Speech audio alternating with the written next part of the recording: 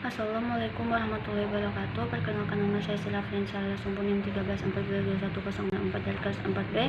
Baiklah, di sini saya akan mempresentasikan materi yang berjudul pembangunan bidang pertahanan dan keamanan. Langsung saja kita masuk ke pembahasan yang pertama, yaitu satu, pembangunan bidang pertahanan dan keamanan.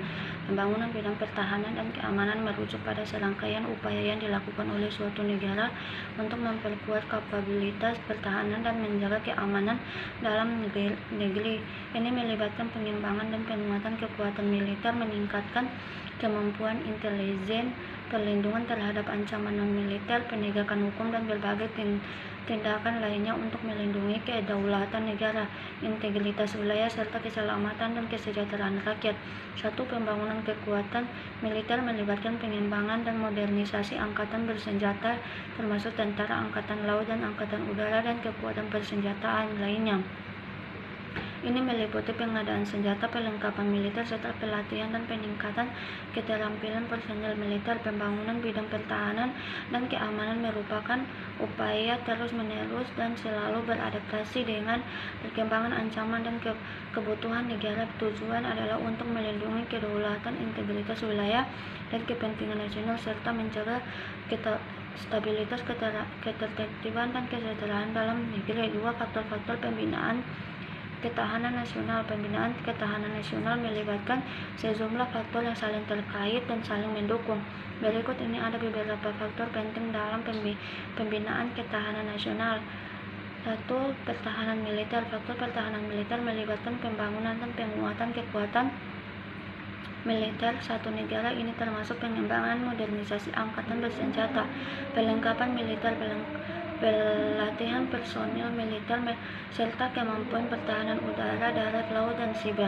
Keamanan dalam negeri. Keamanan dalam negeri merupakan faktor penting dalam pembinaan ketahanan nasional. Hal ini melibatkan penegakan hukum, kepolisian, dan pengamanan di tingkat lokal, regional, dan nasional. Ini juga mencakup upaya dalam menangani kejahatan, ekstremisme, terorisme, dan ancaman dalam negeri lainnya. Ekonomi dan sumber daya. Aspek ekonomi dan sumber daya berperan penting dalam ketahanan nasional. Pembangunan ekonomi yang kuat dan berkelanjutan membantu menciptakan kestabilan dan kemandirian negara.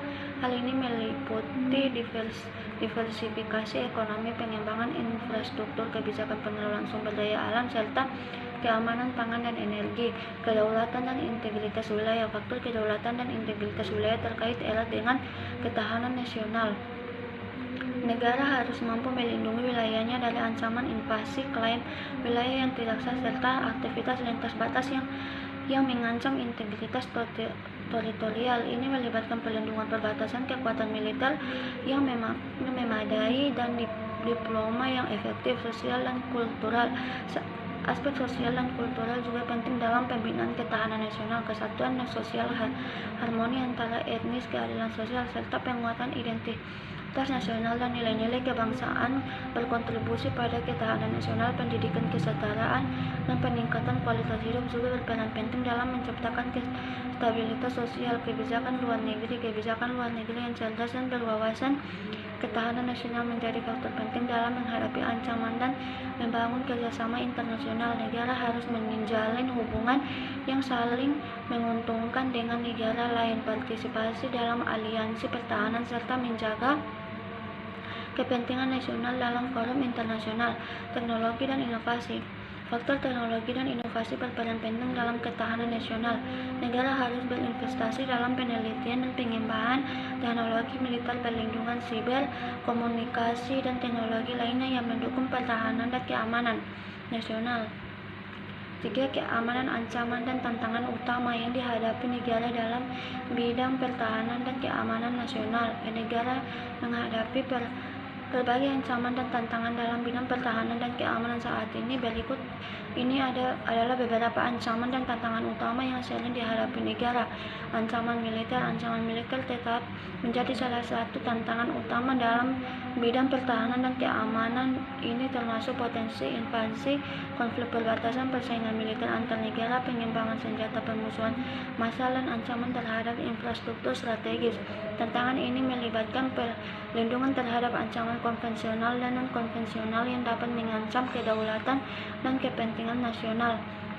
Terorisme adalah ancaman global yang signifikan.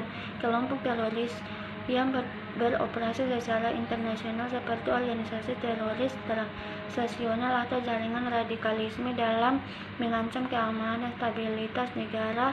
Ancaman ini melibatkan rangsangan teroris, penyebaran ideologi radikal, dan pendanaan terorisme. Kejahatan lintas negara termasuk perdagangan ilegal, penyelundupan senjata, perdagangan manusia, dan narkotika merupakan tantangan serius dalam bidang keamanan. Organisasi kejahatan terorganisir dan jaringan tradisional mempengaruhi stabilitas dan keberlanjutan negara serta keamanan masyarakat. Baiklah, hanya itu yang bisa saya sampaikan.